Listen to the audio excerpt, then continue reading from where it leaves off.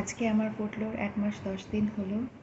আর যেই প্রবলেমগুলো আমি মোটামুটি পুটলো হওয়ার পর থেকে ফেস করতাম, যে ও রাত্রে ঘুমোতে চায় না, সবসময় কোলে থাকতে চায়, তো সেই জিনিসগুলো আস্তে আস্তে কমে যাচ্ছে। এখন পুটলো রাত্রে বেশ ভালোই ঘুমাচ্ছে, 2-3 বার ওঠে, তো ওকে আমি ব্রেস্ট মিল্ক দিই।